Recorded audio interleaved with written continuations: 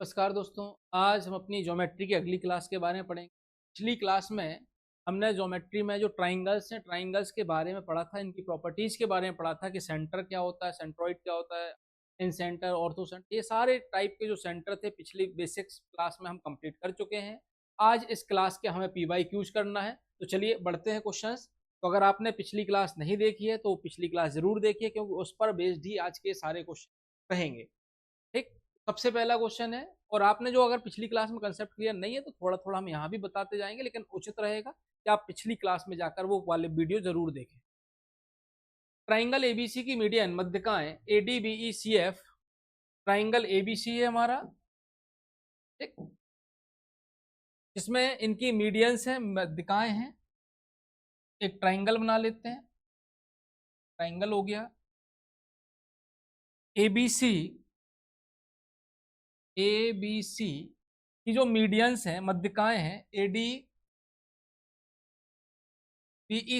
पर काटती हैं। तो चलो हमने पूरी मध्यकाएं नहीं बना रहे, केवल एक हमने एक मीडियन बना ली AD, और सेंट्रोइड तो G होगा, जो केंद्रक होगा वो सभी मीडियंस का इंटरसेक्टिंग पॉइंट होता है। ये तो आपको पता है, पिछली क्लास में बताया है। तो मीडियंस का इंटरसेक्टिंग पॉइंट G हो गया। अब ये बोल रहा है कि AG अगर 8 है, ये हमारा 8 सेंटीमीटर बेटा,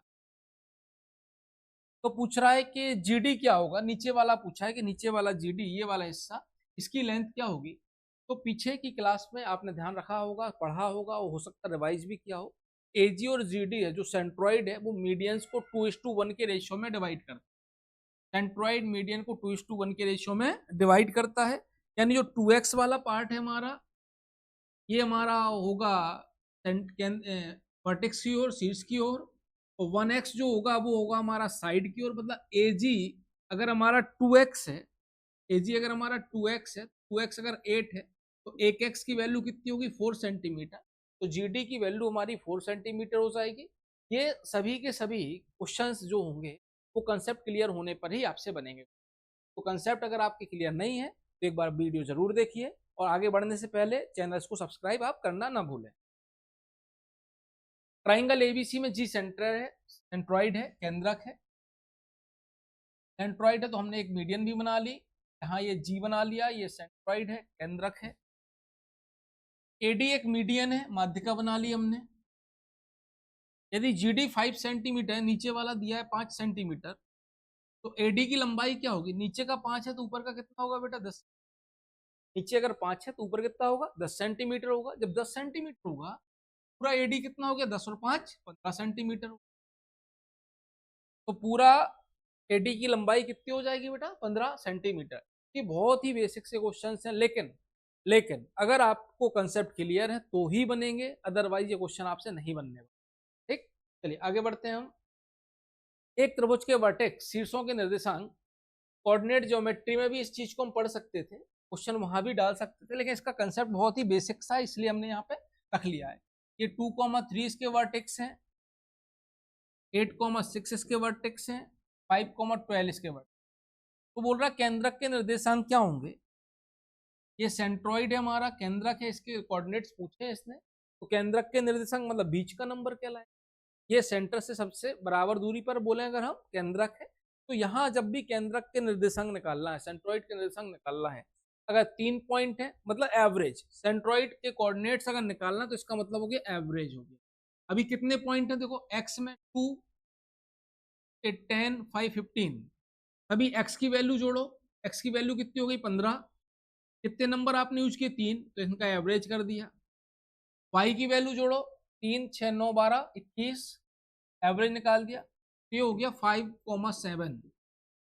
ये 5,7 ये हमारे हो जाएंगे इसके सेंट्रॉइड के कोऑर्डिनेट्स। अगर यहाँ पर 3 की जगह 4 पॉइंट होते, 4 या 5 पॉइंट होते, तो आपको केवल एवरेज से ध्यान रखना है। सभी पॉइंट से एक्स के कोऑर्डिनेट्स, पहला मान एक्स का होता है, ठीक है। तो सभी एक्स की वैल्यूज को जोड़ना है, और जितने भी नंबर आपने ऐड किए हैं उससे आप डिवाइड कर दीजिए। सभी वाई की वैल्यू आपको जोड़ना, जितने भी नंबर आपने ऐड करे उसको आप डिवाइड कर दीजिए। तो जो एवरेज निकल आएगा यही हमारे कोऑर्डिनेट्स होंगे सेंट्रॉइड के केंद्र, मध्य बिंदु। तो बेटा आगे बढ़ते हैं हम। त्रिभुज के दो शीर्ष एक ट्राइंगल है, इसी पर बेस क्वेश्चन जो आए हैं वो लिख लेते हैं। 2,4 8,10, ये तीसरे पता नहीं x,y मान लिया हमने। सेंट्रॉइड के कोऑर्डिनेट्स हैं 6,8। कितने पॉइंट यूज करे हैं? 3 यूज किए ना। तो बेटा एवरेज अगर 6 और 8 है, इनका टोटल कितना होगा? 36, 18, 3 का गुणा कर दे। x का टोटल सम 18 होगा, y का टोटल सम होगा 24। कोई कंफ्यूजन इसमें? x का टोटल सम 18 होगा, y का टोटल सम हमारा 24 होगा। देखते हैं। तो 8, 10, 18 बनाने के लिए इसको क्या होना चाहिए? 8 होना चाहिए। 4, 10, 14, 24 बनाने के लिए इसको क्या होना चाहिए? 10। अब ये रेशियो नहीं है बेटा कि आप इसको 2 से काट दो तो 4:5।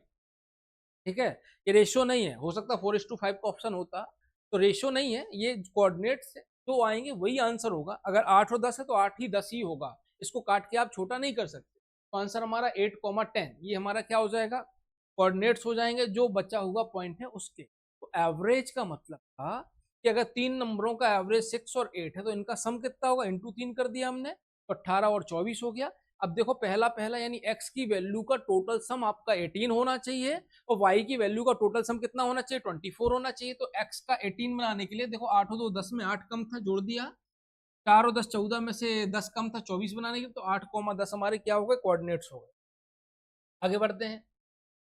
ये बोल रहा है कि राइट एंगल ट्राइंगल में समकोण त्रिभुज में परिकेंद्र स्थित होता है। दिख रहा है आप लोगों को? थोड़ा सा जूम कर लेते हैं।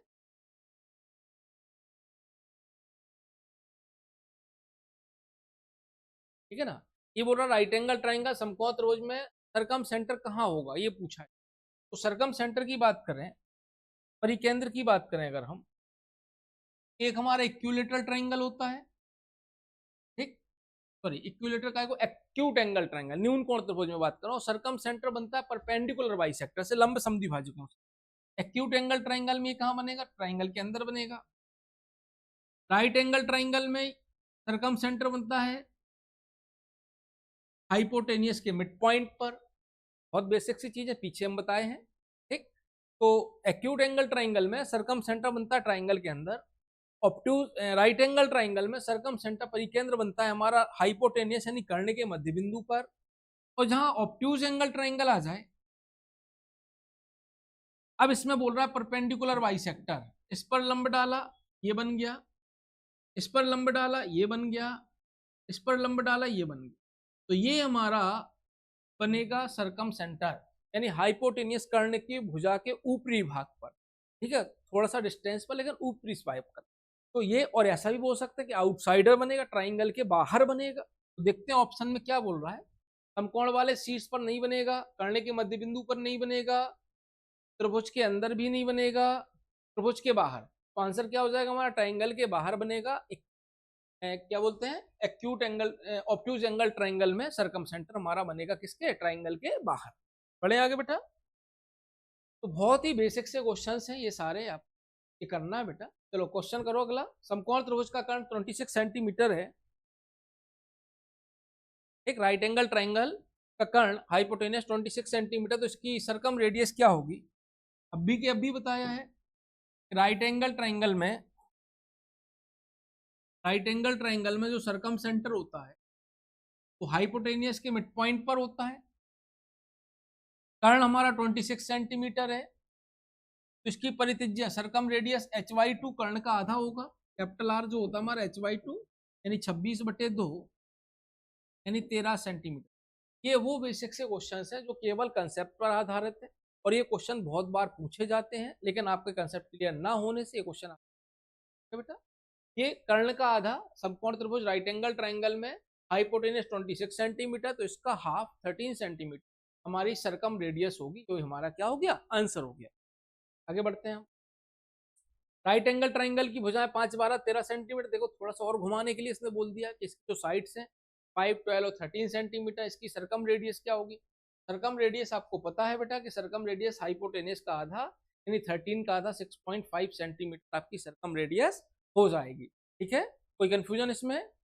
आगे बढ़ते हैं हम। एक इक्विलेटर ट्राइंगल की साइड 18 सेंटीमीटर है। इक्विलेटर ट्राइंगल है हमारा, 18 सेंटीमीटर इसकी भुजा है।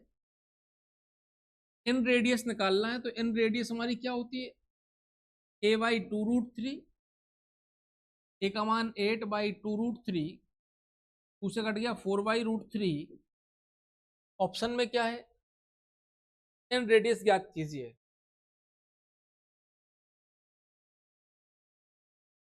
एटीन सेंटीमीटर है, ए का मान 18 है, सॉरी 18 है। 9/√3 हो गया, 9/√3, √3 का ऊपर नीचे इंटू कर लिया, 3√3 सेंटीमीटर। तो ये हमारे इक्विलेटर ट्राइंगल के अंदर जो बनी है इन रेडियस है, 18 सेंटीमीटर था, 18 इसकी भुजा थी, ठीक है। इसकी इन रेडियस निकालना था a/2√3, 18/2√3, 9/√3, और √3 का ऊपर नीचे रेशलाइजेशन परिमेय कर दिया तो 3√3। यहाँ पर प्रिंटिंग मिस्टेक हो सकती है कि ये √3 है सब जगह, 2√3, 3√3, 6√3, 9√3। तो आंसर हमारा क्या आ जाएगा, 3√3 सेंटीमीटर। ये हमारा क्या हो जाएगा, आंसर हो जाएगा। आगे बढ़ते हैं। 123 सेंटीमीटर साइड वाले इक्विलेटर ट्रायंगल की सरकम रेडियस क्या होगी। एक सरकम रेडियस क्या हो जाएगी बेटा, a/√3, कैपिटल R बराबर हो जाएगी 123/√3, √3 का हम ऊपर नीचे इंटू कर लेंगे। सरकम रेडियस R बराबर क्या होता है, a/√3, ठीक। तो 3 से कट गया, 3 चौक 12, 3 एकम 3, 41√3, 41√3 ये हमारा क्या हो जाएगा, आंसर हो जाएगा, सरकम रेडियस हो जाएगी। तो ये ऑप्शन थोड़ा सा आज मिसप्रिंट हो रहे हैं, है?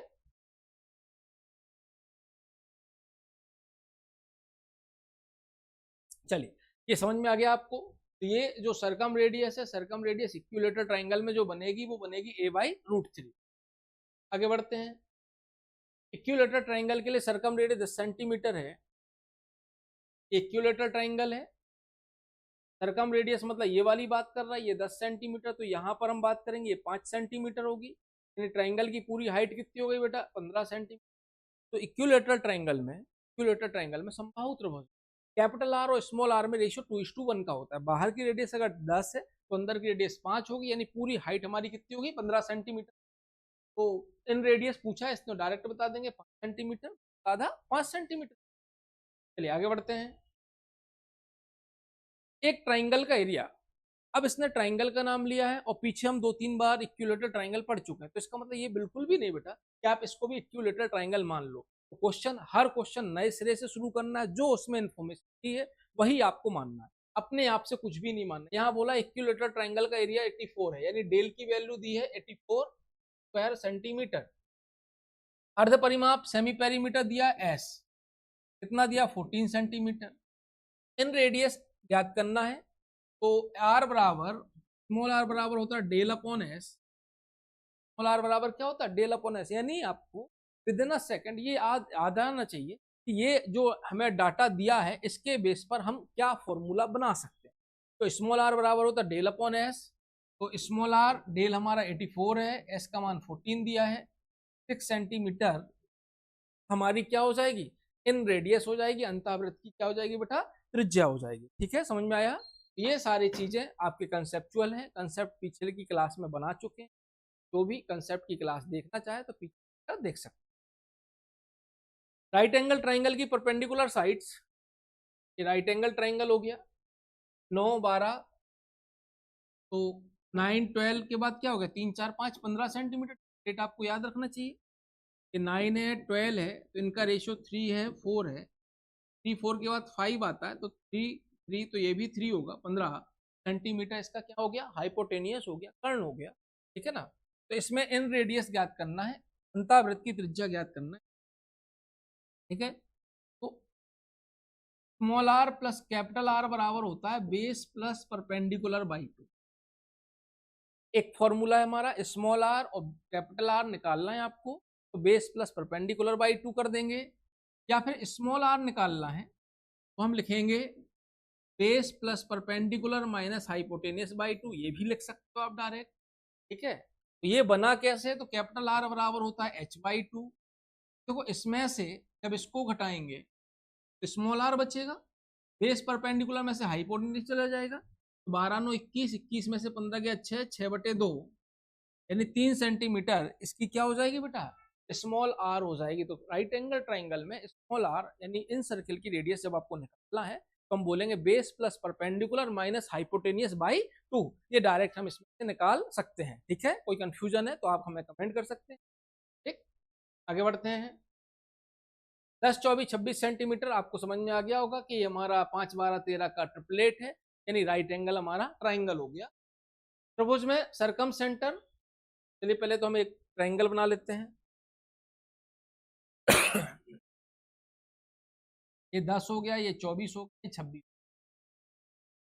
परिकेंद्र यानी सरकम सेंटर की बात कर रहा है, सरकम सेंटर यहां बनेगा, ये परिकेंद्र हो गया। और समकोण बनाने वाले शीर्ष यानी ये हो गया, इसको ऑर्थो सेंटर बोलते हैं। ठीक है ना, एक तो हो गया हमारा सरकम सेंटर और एक हो गया हमारा ऑर्थो सेंटर। यहां समकोण बनाने वाले शीर्ष पर जो पॉइंट बनता है राइट एंगल ट्राइंगल में, उस पॉइंट को हम ऑर्थो सेंटर यानी लंब केंद्र कहते हैं। कर्ण के भुजा के मध्य बिंदु पर जो बनता है उसको हम सरकम सेंटर परिकेंद्र कहते हैं। यानी इनके बीच की दूरी आपको अगर बेटा निकालना है तो ये बीच की दूरी हो जाएगी कर्ण का आधा। आपने पीछे राइट एंगल ट्राइंगल जाके देखना, वहां पे लिखा है कि ये अगर हमारा डी मान लें हम, तो ए डी बराबर बी डी बराबर सी डी, ये सब बराबर होंगे और h/2 के बराबर होंगे। यानी 26 का आधा 13, तो 13 सेंटीमीटर हमारा आंसर हो जाएगा लंब केंद्र और परिकेंद्र के बीच की दूरी इन राइट एंगल ट्राइंगल। समझ में आया? तो राइट एंगल ट्राइंगल में समकोण त्रिभुज में अंतः केंद्र और परिकेंद्र के बीच की दूरी हमारी हो जाएगी कर्ण के आधे के बराबर। चलिए आगे बढ़ते हैं। अधिक कोण त्रिभुज में, ये आपको दिख नहीं रहा होगा और कर लेते थोड़ा सा बड़ा।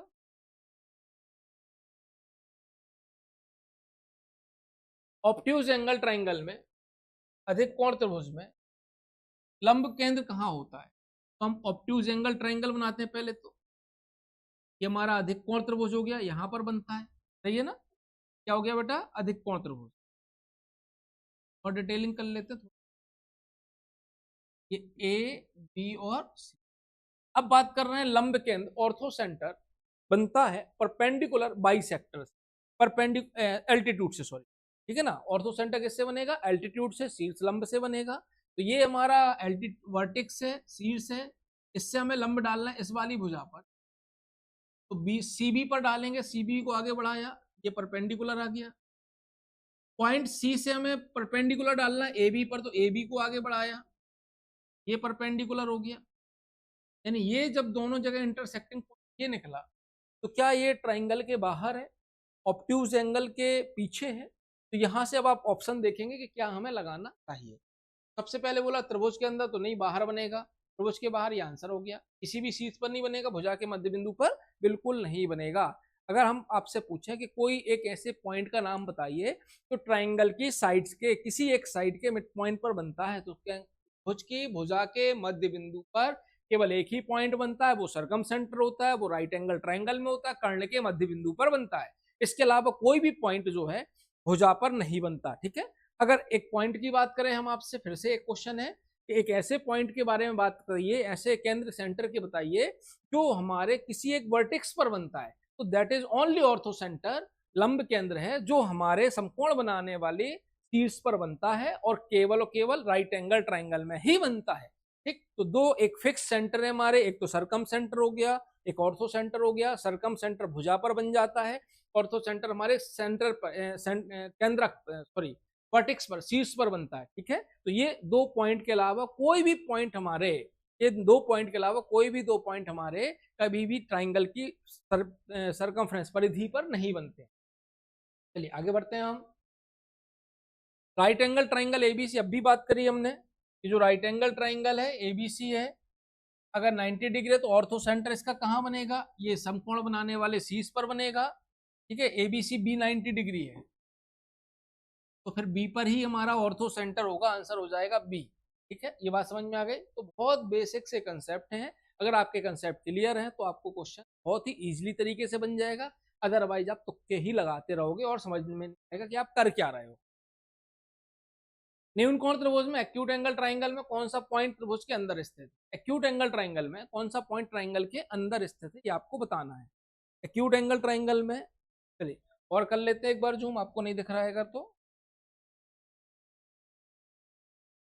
एक्यूट एंगल ट्राइंगल में न्यून कोण त्रिभुज में हर पॉइंट ट्राइंगल के अंदर बनता है। न्यून कोण त्रिभुज एक्यूट एंगल ट्राइंगल में पिछली क्लास में देखा, हर पॉइंट ट्राइंगल के कहाँ बनता है बेटा, अंदर बनता है। तो सेंटर भी अंदर बनेगा, सरकम सेंटर भी बनेगा, ऑर्थो सेंटर भी बनेगा, सेंट्रॉइड भी बनेगा। तो जितने के जितने पॉइंट है हमारे, वो सब के सब कहाँ बनेंगे, ट्राइंगल के अंदर ही बनेंगे। तो कोई कंफ्यूजन इसमें है? सारे पॉइंट ट्राइंगल के कहाँ बनेंगे, अंदर बनेंगे। आगे बढ़ते हैं।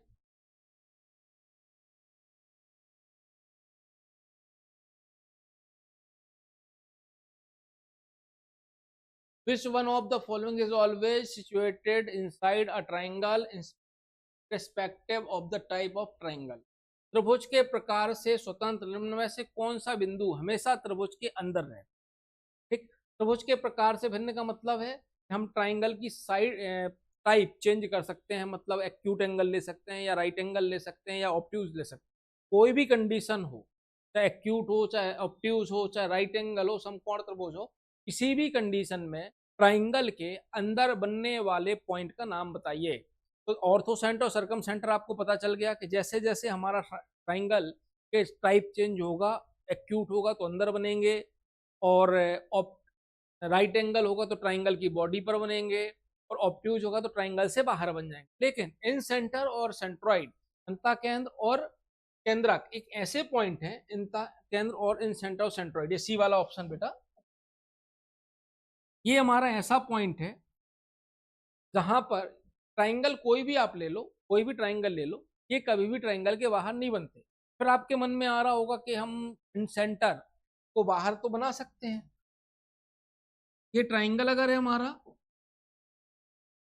ठीक है, ये ट्राइंगल है, आप बोलोगे कि circumcentre, sorry excentre, excentre है ना, बाह्य केंद्र, इसकी बाहर वाली भुजा का बाइसेक्टर, ये आप जो बनाएंगे ये इन सेंटर नहीं कहलाता, इन सेंटर तो अंदर ही बनेगा।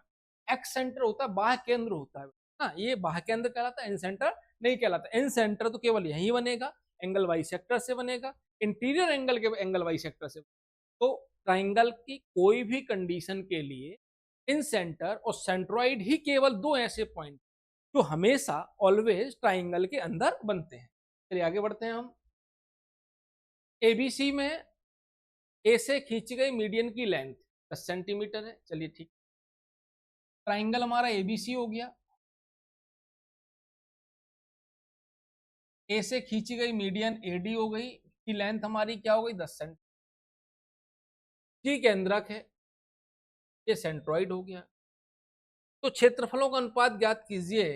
बीजीसी, बीजीसी ये जी हो गया सेंट, और एबीसी, बीजीसी और एबीसी के एरिया का रेशियो ज्ञात करना। हमें इस लेंथ से कोई मतलब नहीं बेटा, इस लेंथ से क्या है, कोई मतलब नहीं। कि ये बताओ कि ये 10 हटाते हैं अभी हम थोड़ी देर के लिए, ये 1:2 के रेशियो में होता है कि नहीं होता है? ऊपर और नीचे जो मीडियन है सेंट्रॉइड, उसे केंद्रक उसे 2:1 के रेशियो में डिवाइड करेगा कि नहीं? अब बस ये 1 हो गया, ये 2 हो गया, इसी को हम हाइट भी बोलते हैं। ठीक है, तो अगर ये हाइट मान लें या कुछ भी मान लें, तो इसका अगर हम एरिया निकालें, आप बोलोगे कि हम इसको हाइट क्यों मान लें, क्योंकि ट्राइंगल इक्विलेटरल ट्राइंगल दिया नहीं गया है। तो ठीक है, अभी आप केवल सिमिलरिटी जो आगे हम पढ़ेंगे, सिमिलरिटी के बेसिस पर हम बोल रहे हैं कि इसको आप क्या मान लें, एक हाइट मान सकते हैं, 1:3 है अगर, ठीक है। और दूसरा भी बोलेंगे, हम बताएंगे इसमें। तो 1/2 बेस, तो बीसी ही रहेगा, हाइट हमारी 1 है बीजीसी में, 1/2 बीसी बेस है, और हाइट हमारी एबीसी की 3 है, यानी हमारा 1:3 का रेशियो होगा। एक तरीका तो ये है कि जो हमारी मीडियन का रेशियो होता है वही हमारे एरिया का रेशियो होता है, एक तरीका हो गया। और दूसरे तरीके की बात करें तो आप पढ़ चुके थे बेटा, जो ट्राइंगल है का जो सेंट्रॉइड है, ये सेंट्रॉइड ट्राइंगल को 3 इक्वल एरिया में डिवाइड करता, हाँ या ना? तो ए बी सी ये जी हो गया, तो जो एरिया हमारा बीजीसी का 1 है कि नहीं 1? तो बीजीसी का एरिया 1 हो गया, और पूरे ट्राइंगल एबीसी का एरिया क्या हो गया, 3 हो गया। सेंट्रॉइड ट्राइंगल को 3 इक्वल पार्ट में, यानी पार्ट भी कौन सा, एरिया वाला, 3 इक्वल एरिया में डिवाइड करता है, यानी 1:2 का इसका क्या होगा, रेशियो होगा। यहाँ नहीं, यहाँ पर हमें इसके मीडियन या ट्राइंगल की लेंथ से हमें कोई लेना देना नहीं, ये फिक्स पैटर्न है, साइड कोई भी हो, हाइट कोई भी हो, रेडियस कुछ भी हो, यहाँ जो एरिया डिवाइड करेगा सेंट्रॉइड, ये 1:3 में ही डिवाइड होगा। चलिए आगे बढ़ते हैं बेटा। ट्राइंगल एबीसी में जी सेंट्रॉइड है,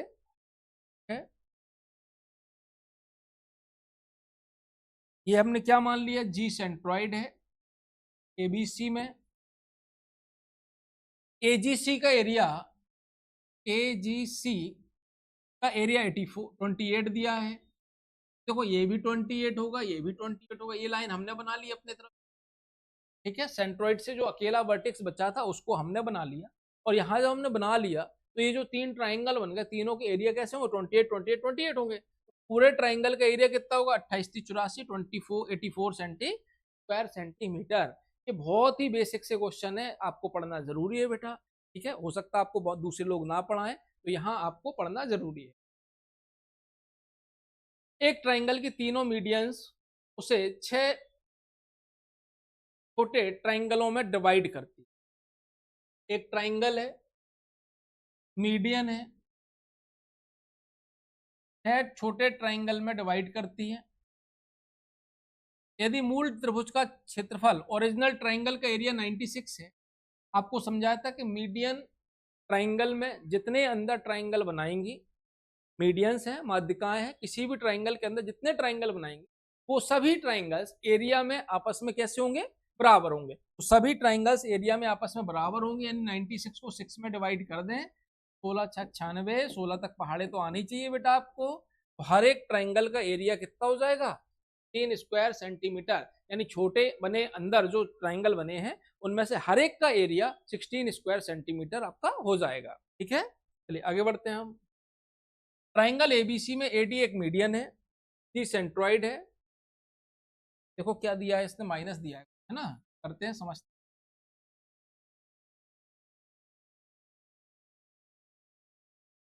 ये हमारा क्या हो गया, एडी, ये जी हो गया, ये हमारा ऊपर वाला 2x है और नीचे वाला 1x, ये तो आपको पता ही है बेटा, 2:1 का रेशियो होता है हमारा। अब बोल रहा ए जी यानी 2x माइनस जी डी यानी x, 2x में से 1x गया, 1x बचा और ये बराबर 6 है। एडी की लंबाई 3x, 6 18 सेंटीमीटर। देखो लिखने का तरीका अलग होता है, लेकिन क्वेश्चन आप जब करोगे तो बहुत ही आसानी से आपसे क्वेश्चन बनने वाला है। आगे बढ़ते हैं हम। केंद्रक सेंट्रॉइड मीडियंस को 2:1 के रेशियो में डिवाइड करता, सबको पता है बेटा। यदि शीर्ष और केंद्रक के बीच की दूरी 14 सेंटीमीटर है, शीर्ष और केंद्रक के बीच की दूरी 14 है, तो नीचे कितना बचेगा, 7 बचेगा, यानी पूरी लंबाई, माध्यिका की लंबाई कितनी हो जाएगी, 21 सेंटीमीटर।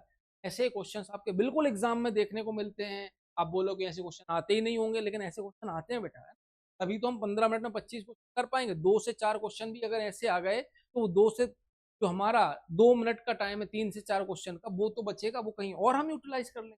ये क्वेश्चन लेकर बनेंगे तभी जब आपसे आपके कंसेप्ट क्लियर होंगे, ठीक है। तो ये कंसेप्ट आपको क्लियर करना बहुत जरूरी है। आगे देखते हैं। ट्राइंगल की साइड 3 4 5 के रेशियो में है। यदि इसकी परिवृत्त की त्रिज्या 15 सेंटीमीटर है, 3 4 5 कौन सा ट्राइंगल हो गया बेटा, इक्विलर राइट एंगल ट्राइंगल हो गया। इसकी भुजाएं क्या होंगी, 3x 4x 5x होंगी। सरकम रेडियस क्या होगी, सबसे बड़ी भुजा यानी कर्ण का आधा 5x/2, ये हमारी सरकम रेडियस है, बराबर है 15 सेंटीमीटर। 5 15 3 6। सबसे छोटी भुजा की लंबाई ज्ञात की है 36 18 सेंटीमीटर। आगे समझ में, सबसे छोटी भुजा की लंबाई क्या हो जाएगी हमारी, 18 सेंटीमीटर। या यहाँ से भी आप देख सकते, यहाँ से कुछ भी नहीं देख सकते, यहाँ से हम यही करते, ठीक है। ये हमारा आंसर हो जाए। आगे बढ़ते हैं हम। एक राइट एंगल ट्राइंगल की इन रेडियस 4 सेंटीमीटर है। राइट एंगल ट्राइंगल दिया है बेटा, क्या दिया है हमें, राइट एंगल ट्राइंगल दिया है। अभी हम बाद बाहर लिख ले रहे हैं, इन रेडियस दिए 4 सेंटीमीटर, परपेंडिकुलर भुजाएं 12 सेंटीमीटर और x सेंटीमीटर। कर्ण हमारा 20 सेंटीमीटर है। x का मान ज्ञात कीजिए। स्मॉल r बराबर समझाया था, क्या लिखा था, base plus perpendicular minus hypotenuse by 2, यही समझाया था। रेडियस 4 है, 4 दूनी 8, बराबर क्या हो जाएगा, base plus perpendicular minus hypotenuse. ये होगा कि नहीं होगा, यानी बेस परपेंडिकुलर हाइपोटेनस, इन दोनों को जोड़ें अगर हम, इन दोनों को जोड़ें तो इसमें से 20 सेंटीमीटर घटा दें, 8 सेंटीमीटर बनना चाहिए, यही पूछा। तो हमेशा इक्वेशन में मत उलझा करो, एक फॉर्मेट समझा करो कि बेस और परपेंडिकुलर जोड़ दें, इन दोनों को जोड़ें, तो घटा दें 20 को तो 8 बचना चाहिए। 8 कैसे बचेगा, जब ये 28 होंगे, जब ये 28 होंगे तो ये क्या होगा हमारा 16 होगा। पहली बात, अगर ये नहीं पता आपको तो आप तो पाइथागोरस डायरेक्ट भी तो लगा सकते हो बेटा, ये 12 सेंटीमीटर दिया, ये 20 सेंटीमीटर दिया, तो ये तो 16 सेंटीमीटर हमारा हो ही जाएगा।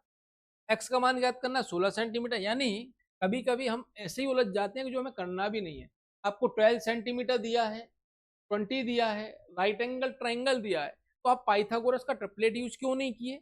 ये आपको ध्यान रखना है कि कहाँ पर हमें प्रोसेस से यूज करना है, जैसे ये स्मॉल आर नहीं करना चाहिए था आपको, ठीक है। तो ये केवल समझाया कि लगभग बच्चे अपन क्या करते हैं, उन्होंने कहा स्मॉल आर है तो स्मॉल आर का फॉर्मूला लगा लेंगे हम, तो ये नहीं करना, देखना है कि उस चीज की जरूरत है भी कि नहीं हमें। तो यहाँ हमें बिल्कुल भी स्मॉल आर की जरूरत नहीं थी, क्यों, क्योंकि राइट एंगल ट्राइंगल दिया था इसमें, इसके बाद बोल रहा था कि एक भुजा ये है, दूसरी भुजा 20 है, तो पाइथागोरस लगा के हम डायरेक्ट कर सकते थे। तो पाइथागोरस भी नहीं लगाना था बेटा आपको, क्योंकि 3 4 5 का आपको ट्रिपलेट याद था, 12 और 20 के बीच में ही होगी, और पाइथागोरस लगेगा, यानी ट्रिपलेट हमारा 3 4 5 का ही लगने वाला है। तो ये बहुत बेसिक सी चीज है जो आपको करना ही होंगी। चलिए अगला क्वेश्चन पढ़ते हैं हम।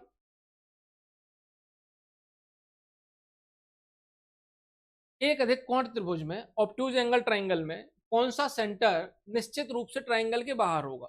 ऑब्ट्यूज एंगल ट्राइंगल में समझाया है, एक्यूट एंगल ट्राइंगल में सभी पॉइंट अंदर होते हैं, राइट एंगल ट्राइंगल में ऑर्थो सेंटर और सरकम सेंटर ट्राइंगल की बॉडी पर होते हैं, ठीक, और इसके अलावा दोनों पॉइंट ट्राइंगल के अंदर होते हैं। ऑब्ट्यूज एंगल ट्राइंगल में अधिक कोण त्रिभुज में, अधिक कोण त्रिभुज में पॉइंट मूव कौन से कर रहे हैं, ऑर्थो सेंटर और सरकम सेंटर, ये दो पॉइंट ऐसे हैं जो मूवमेंट रखते हैं, ठीक है। तो ऑर्थो सेंटर और सरकम सेंटर ही ऐसे पॉइंट हैं जो इन सेंटर,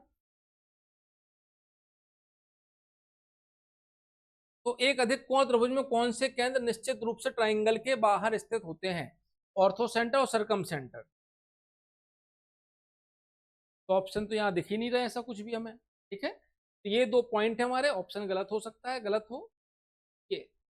एक अधिक कोण त्रिभुज में देखो बना के देखते हैं अपन, ये हमारा ऑब्ट्यूज एंगल ट्राइंगल हो गया, दिख रहा होगा बेटा, ठीक। अब इसमें अगर हम सरकम सेंटर बनाए, परिकेंद्र बनाए, तो परिकेंद्र बनता है परपेंडिकुलर बाइसेक्टर से, ये हमारा सरकम सेंटर हो गया, ठीक, परिकेंद्र हो गया, ट्राइंगल के बाहर बन गया। अब हम एक ऑर्थो सेंटर बनाते हैं, लंब केंद्र बनाते हैं जो एल्टीट्यूड से बनता है। तो इस पॉइंट से अगर हमें सामने वाली भुजा ए से अगर हमें बीसी पर परपेंडिकुलर डालना है, तिरछा परपेंडिकुलर नहीं होगा, परपेंडिकुलर तो यही होगा, तो जब परपेंडिकुलर होगा तो भुजा या बड़ी हुई भुजा पर हम लंब डाल सकते हैं, ये डाल दिया लंब। पॉइंट सी से हमें ए बी पर लंब डालना है, तो ये हमने लंब डाल दिया, तो बड़ी भुजा यहाँ यहाँ लंब हो गया, ये जो काट दिया ये हमारा क्या कहलाएगा, ऑर्थो सेंटर। ऑर्थो सेंटर और सरकम सेंटर ही ऐसे दो पॉइंट हैं तो ऑब्ट्यूज एंगल ट्राइंगल में बाहर बनते हैं ट्राइंगल, ठीक है। तो ये ऑप्शन हमारा गलत हो रहा है, ठीक। कोई कंफ्यूजन हो तो पूछ सकते हैं, तो इसमें ज़्यादा आज हो सकता है प्रिंटिंग मिस्टेक ज़्यादा हो गई हमारी, ठीक। तो यहाँ पर आपको ध्यान नहीं देना है, आपको केवल कंसेप्ट पे ध्यान देना है कि ये कंसेप्ट है हमारे कि ऑब्ट्यूज एंगल ट्राइंगल है, एक ही पॉइंट हमने बना दिए, सरकम सेंटर वो बना है, ऑर्थो सेंटर ये बना है, ये दोनों ही point obtuse angle triangle triangle के कहाँ बनते हैं, बाहर बनते हैं। आगे बढ़ते हैं हम बेटा।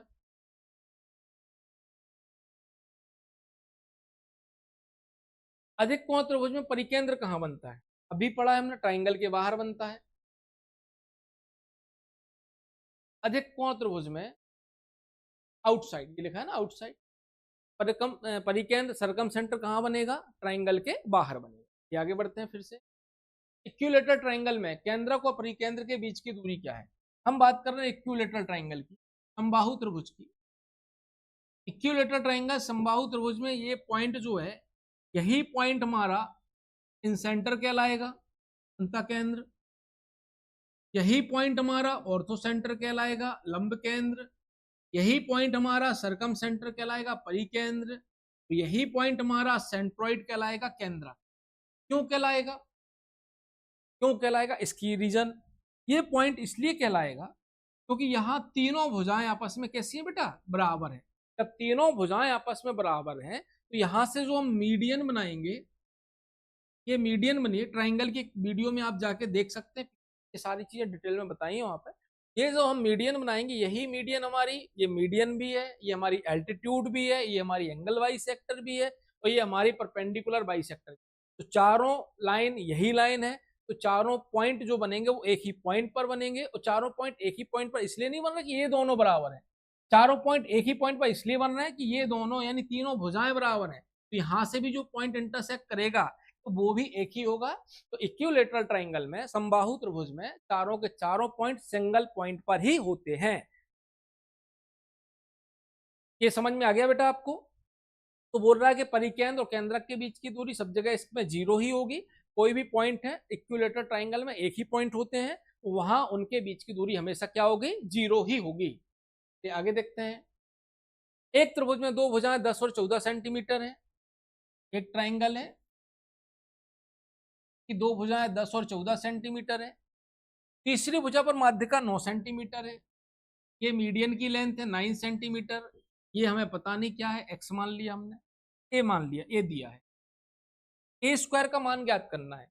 मीडियन की लेंथ कैसे निकालते हैं, आपको बताया था पिछली क्लास में कि मीडियन जब भी आपको निकालना है, मीडियन की लेंथ जो बराबर होगी 1/2 अंडर रूट 2 माइनस, यही कंसेप्ट सिखाया था बेटा। तो 2 माइनस में क्या होगा, जिस पर मीडियन बनी है, मीडियन किस पर बनी है, ए पर, तो ए का स्क्वायर माइनस होगा, तो अन्य दो साइड्स के स्क्वायर प्लस में होंगे। 10 का स्क्वायर 100 लिख दिया यहाँ,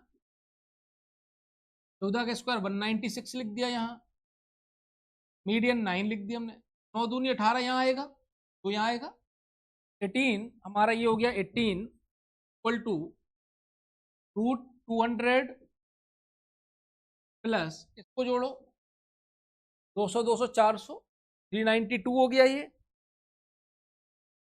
और प्लस हमारा ए स्क्वायर। अब हम अगर इसका स्क्वायर कर दें 18 का स्क्वायर तो 324 हो जाएगा, ये हमारा हट जाएगा, तो 2 9 592 प्लस ए स्क्वायर। सही है ना? कहीं गलत कर गए क्या बेटा? एक त्रिभुज में दो भुजाएं 10 और 14 सेंटीमीटर है, तीसरी भुजा पर माध्यिका 9 सेंटीमीटर है। यदि तीसरी भुजा ए है, third side is a, 1/2 under root 2 minus 2 a square, a square, ये स्क्वायर, 10 का स्क्वायर 100 196 माइनस का ए स्क्वायर लिख दिया हमने, 2 इधर आएगा, 18 का स्क्वायर 324 हो जाएगा, 200 हो गया। अच्छा ये माइनस है, सॉरी है ना, ये गलती कर गए थे, यहाँ पे क्या है बेटा, माइनस है। 592 माइनस का ए स्क्वायर, अब ये स्क्वायर इधर आएगा, इधर जाएगा, ए स्क्वायर बराबर क्या होगा, 592 में से आपको 324 घटाना है। देखो 12 में से 4 गया 8, यूनिट डिजिट पर 8 केवल एक ही जगह है, यही हमारा क्या हो जाएगा, आंसर हो जाएगा। मीडियन का फॉर्मूला है 1/2 अंडर रूट 2 माइनस, ये फॉर्मेट आपको जरूर ध्यान रखना है कि 1/2 अंडर रूट 2 माइनस, और माइनस में केवल वही साइड्स आएगी जिस पर मीडियन बनी है। ठीक है, कोई कंफ्यूजन हो तो आप देख सकते हैं, आगे बढ़ते हैं हम। राइट एंगल ट्राइंगल में कर्ण पर खींची गई मीडियन 13 सेंटीमीटर, इसकी सरकम रेडियस क्या होगी? राइट एंगल ट्राइंगल कर्ण पर खींची गई मीडियन ये 13 सेंटीमीटर है, तो यही तो हमारी सरकम रेडियस है। परिवृत्त की त्रिज्या है, मीडियन मिड पॉइंट पर जाएगी, एडी बीडी सीडी सब बराबर होंगे, तो ये 13 है तो ये भी 13, ये भी 13, यानी पूरा हाइपोटेनियस कर्ण हमारा 26 का हो जाएगा। तो मीडियन, तो परिवृत्त की त्रिज्या कितनी हो जाएगी हमारी, 13 सेंटीमीटर। कर्ण का आधा होती है, लेकिन जो हमारी मीडियन है वही हमारी सरकम रेडियस होती है, किसमें, राइट एंगल ट्राइंगल में। एक ट्राइंगल का एरिया 60 स्क्वायर सेंटीमीटर है, चलिए ठीक है लिख लेते हैं। ट्राइंगल हो गया, एरिया दिया 60, भुजाएं दी हैं 13 13 10 सेंटीमीटर। इसकी सरकम रेडियस क्या होगी? तो सरकम रेडियस होती है 4 ABC अपॉन 4 डेल।